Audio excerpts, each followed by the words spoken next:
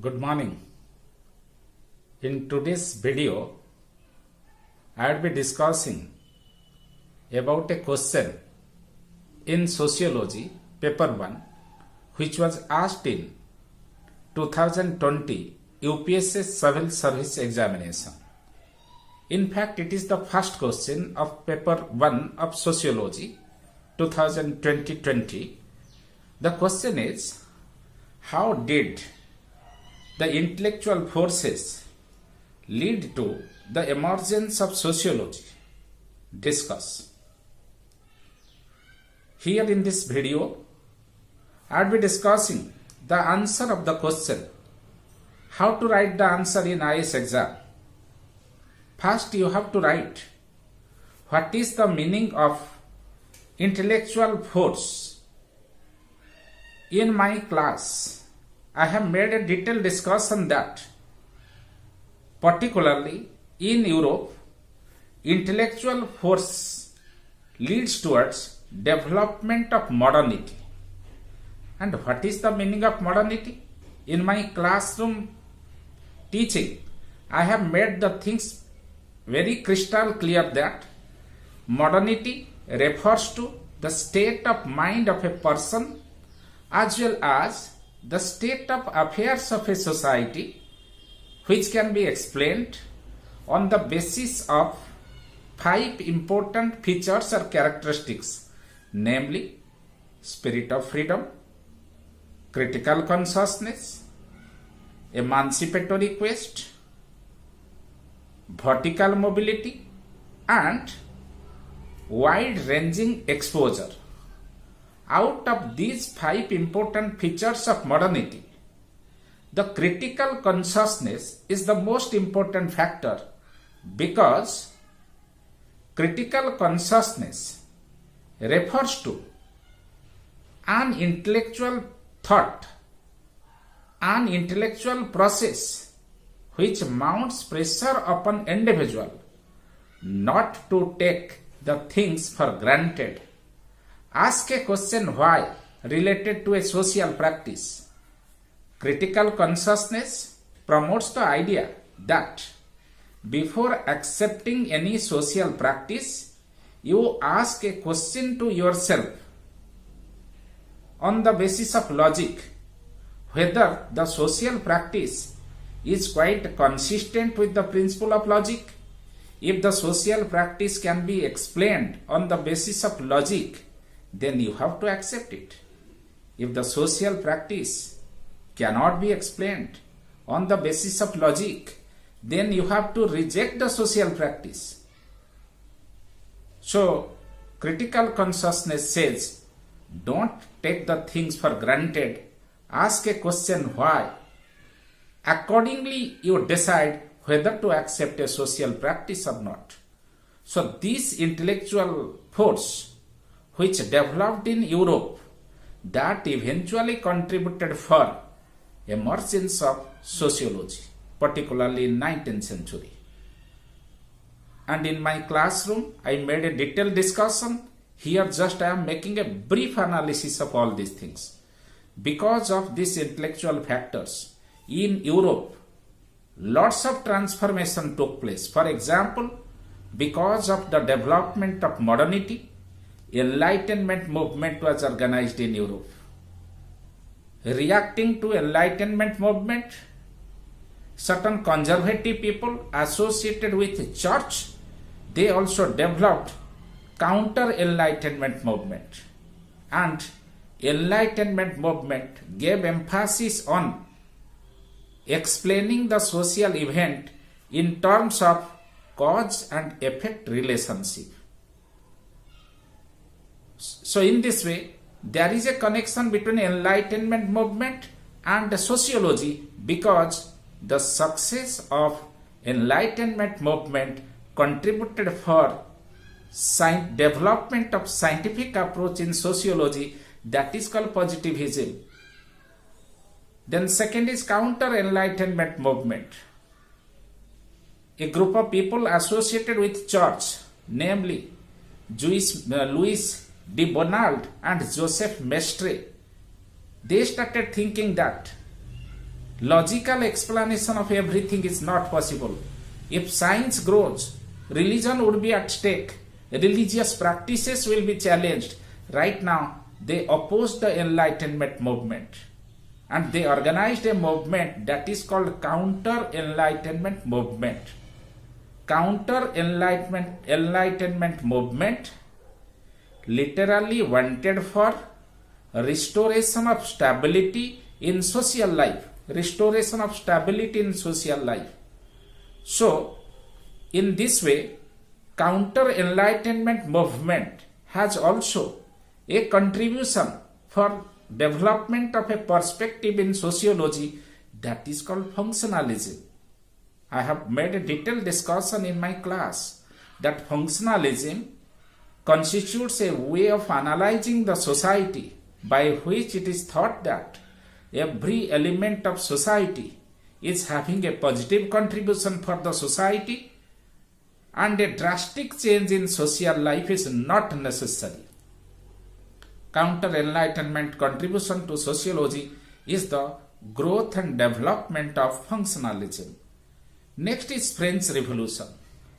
No doubt French Revolution was a successful revolution in Europe, but after the success of the French Revolution, while monarchy was thrown out, all of a sudden democracy could not be restored in French society. French society entered into political instability. Observing the political instability or stalemate that was persisting in France, people of France started thinking that it is more necessary to restore stability than ending the exploitative and oppressive monarchical ruling.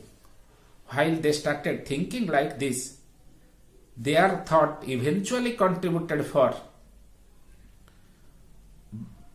growth and development of functionalism. So, French Revolution is connected with sociology in terms of functionalism.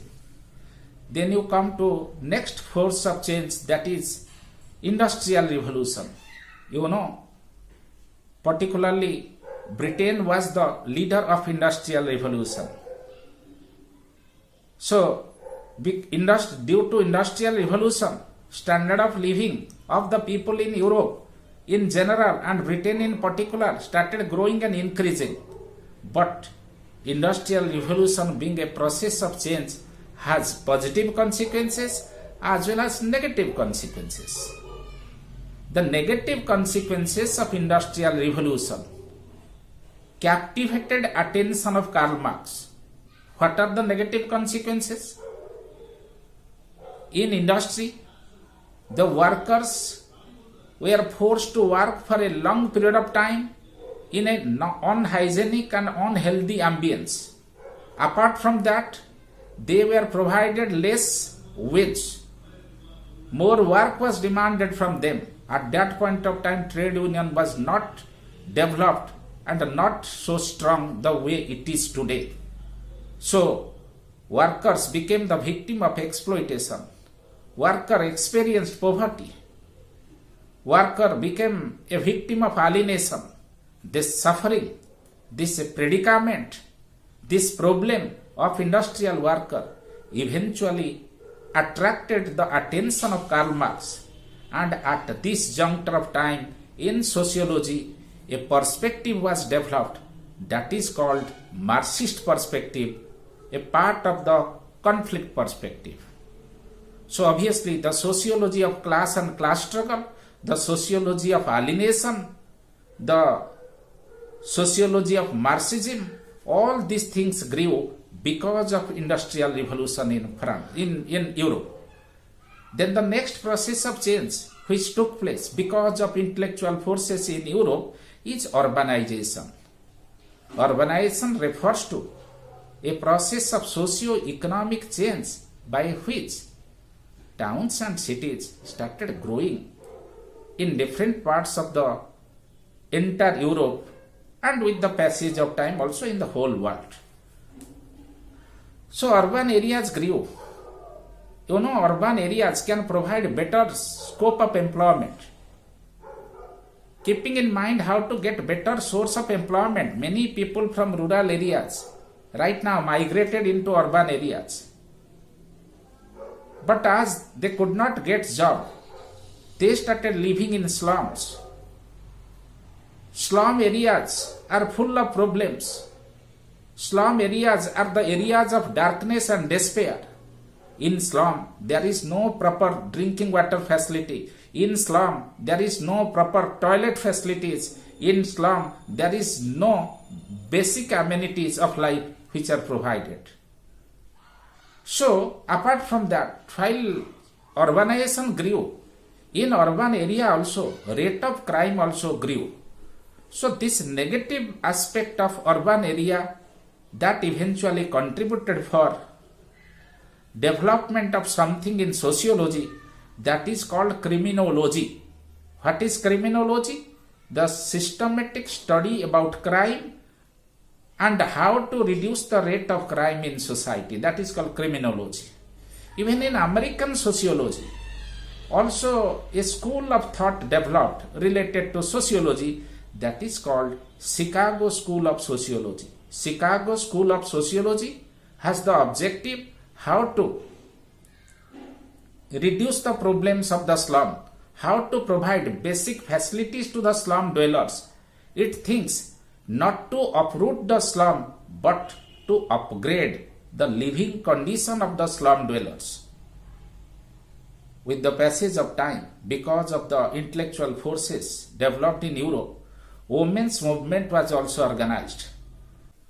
And the success of women's movement in Europe eventually contributed for growth of feminism. What is feminism? Make a derivation.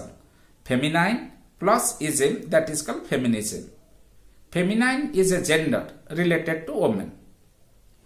Ism means philosophy or approach. Feminism is an approach by which it is thought that since time immemorial, women have been exploited and oppressed by the male members of the society. Feminism suggests certain programs to be adopted in society, keeping in mind how to liberate the women from the shackles of tradition and how to upgrade and uplift their status in society. So, feminism is also a part of sociology that was developed because of the intellectual forces. Right now, come to the last development in sociology because of the intellectual development in Europe. You know, the moment modernity grew in Europe, eventually the growth of modernity contributed for growth of science. What is science? Science is the systematic accumulation of knowledge as well as the systematic application of methods. While science developed, many sociologists got influenced by scientific approach. Being influenced by scientific approach, the father of sociology, Auguste Comte, being influenced by the model of physics, in 1838, he gave a name to sociology, that is social physics, though the next year, that is 1839, he renamed it as sociology. So, Comte is the father of positivism. Comte was influenced by the model of physics. Even Emile Durkheim's approach is positivism. Emile Durkheim was also equally interested in the model of physics and he adopted all the principles of physics for explaining social event. Apart from that, the model of biology, that is biological science, also contributed for enriching and expanding the scope of sociology. How? Because there was a biologist come sociologist, his name is Herbert Spencer. Right now, Herbert Spencer, being influenced by the model of biology, developed a theory in sociology, an approach in sociology that is called organismic analogy. In organismic analogy, he made a comparison and contrast between biological organism as well as society as a social organism. In this way, in a very nutshell, in this class, I made a detailed discussion about the question number 1 asked in paper 1 of UPSC Civil Service Examination 2020. Rest of the questions I will discuss later. Wish you all the best. Thank you.